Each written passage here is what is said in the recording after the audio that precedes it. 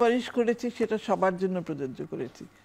আজকে কথা বলবো নারী অধিকার কমিশনের নারী পুরুষের সমবন্টন নিয়ে। নারী পুরুষের সমবন্টন বলতে কি বুঝাইছে?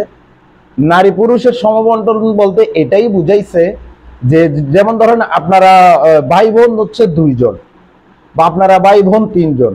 এখন আপনারা যদি ভাই বোন 2 জন হন তাহলে আপনি যেমন আপনার বাবার সম্পত্তি 2 ভাগ পাবেন, আপনার বোনকেও 2 ভাগ দিতে হবে, ঠিক আছে? কিন্তু ইসলাম এটাকে করছে কি, আপনার বোন পাবে 1 ভাগ, আপনি পাবেন 2 ভাগ। কিন্তু না, এটাকে নারী অধিকার কমিশন বলতে চাচ্ছে এটা সমবন্টন হতে হবে। ওকে ডান, সমবন্টন করলাম। এখন আপনার বোন বা আপনারা ভাই বোন 2 জন, এখন আপনার বোনের বিবাহ ঠিক হয়েছে। এখন এই যে বিবাহ ঠিক হয়েছে, ওর খরচা পাতি বহন করবে কে? অবশ্যই এটা নৈতিক দায়িত্ব হচ্ছে যে তার ভাইয়ের। তো এখন আপনার বোনের বিয়ে আপনি সমবন্টন যদি করেই ফেলেন বা যদি ইসলাম অনুযায়ী আপনি সমবন্টন না করেন, 1 ভাগ দেন আপনার বোনকে আর 1 ভাগ খান আপনি, 2 ভাগ খান আপনি, কিভাবে নারী 1 ভাগ পাওয়ার পরেও জিতে যায় আমি আজকে সেটাই নিয়ে আলোচনা করব। ধরেন আপনার বোনের বিয়ে হয়ে গেছে, বিয়ে হয়ে যাওয়ার পরে এখানে যাবতীয় একটা বিশাল খরচ আছে। এটা খরচ করবে কে? অবশ্যই ভাইয়ের, এটা নৈতিক দায়িত্ব, ভাইয়ে খরচ করবে। আচ্ছা, ভাইয়ের সব খরচাপাতি দিল, বোনের কোনো টেনশন করতে হলো না। পার্লার টার্লার ইত্যাদি ইত্যাদি গয়না গাটি সব ভাইয়ে করলো, ফার্নিচার পর্যন্ত ভাই আরে বোনের শ্বশুর বাড়িতে পাঠাই দিল। এখানেও বোনের কোনো কি, মেয়ে নারীর কোনো কি চিন্তা করতে হলো না। এবার আসেন, নারী যে পুরুষটার কাছে বিয়ে বসে যাবে, ওই পুরুষে কাবিন দিবে যে নারীকে 1 লক্ষ 2 লক্ষ 3 লক্ষ 5 লক্ষ টাকা কাবিন দিবে। তো ওই দিক দিয়ে কিন্তু 1 ভাগ পেলো, ধরেন 2 লাখ টাকা থেকে 3 লাখ টাকা থেকে 1 লাখ টাকা পেলো নারী, 2 লাখ টাকা পেলো ভাই। এখন ভাই যে 2 লাখ টাকা পেলো, এই যে বোনকে বিয়ে দিতে গিয়ে যে 2 লাখ টাকার 80% খরচ হয়ে গেল, এদিক দিয়ে জিতলো কে? বোনের ওই 1 লাখ টাকাতে 1 লাখ টাকাই থাকি গেল, নারীর 1 লাখ টাকাতে 1 লাখ টাকাই থাকি গেল। এবার নারী ভাইয়ের বাড়ি থেকে 1 লাখ টাকা পেলো এবং যাবতীয় ক্ষয় খরচা ভাই করলো, এবং নারী শ্বশুর বাড়িতে স্বামীর কাছে গিয়ে পেলো কত? কাবিন পেলো 5 লক্ষ টাকা।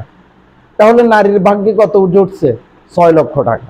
তো এদিক দিয়ে কি পুরুষ জিতলো না নারী জিতলো? এবার আসেন, যে নারী এটা যে স্বামীর সংসার করবে, তেল সুনো পাউডার ইত্যাদি ইত্যাদি হতে, মার্কেটিং হতে, শাড়ি কাপড় যাবতীয় যত দরকার, খানা খরচ যত দরকার, সবগুলো কে করার দায়িত্ব? অবশ্যই পুরুষ করার দায়িত্ব। তো এদিক দিয়েও তো নারী জিতলো। এই যে নারী অধিকার কমিশন যে এত সম অধিকার করে, আর সম অধিকার তো কষ্টিন কালেও সম্ভব না। নারী তো সর্ব অবস্থায় ইসলাম বিজয়ী করে দিয়েছে। অথচ এই নারী অধিকার কমিশনের উচিত ছিল কি জানেন? এই যে বিয়ে শাদী হচ্ছে, এখানে যে কাবিন প্রথা আছে, ওই কাবিন নামের কাবিনের টাকা যাতে পরিপূর্ণ পরিশোধ করে, এটার বিরুদ্ধে এটা নিয়ে আন্দোলন করা। কিন্তু না, নারী অধিকার কমিশন যারা নিজেদেরকে নারী অধিকারের পক্ষের শক্তি দাবি করে, তারা করলো কি? সমবন্টন। আসলে এরা নারী বান্ধব না, এরা কখনোই নারী বান্ধব না। আর এগুলা করে হচ্ছে যে ইসলামের বিরুদ্ধে, কোরআন হাদিসে বিরুদ্ধে অবস্থান নেয় এই নারী অধিকার কমিশন। আরে ভাই, আপনার ভাইয়ে পাইলো 1 ভাগ, আপনার ভাইয়ে পাইলো 2 ভাগ, একটা পুরুষ পাইলো 2 ভাগ, নারী পাইলো 1 ভাগ। 1 ভাগ পাওয়ার পরে এই পুরুষটা এই নারীটাকে বিয়ে দেওয়ার জন্য যাবতীয় যা খরচা আছে সব করলো, কিন্তু ওই নারীর 1 ভাগ 1 ভাগেই থেকে গেল। এখন চলে আসুন, এই নারীর ফার্নিচার পর্যন্ত ভাইয়ে তার শ্বশুর বাড়িতে পাঠাই দিল।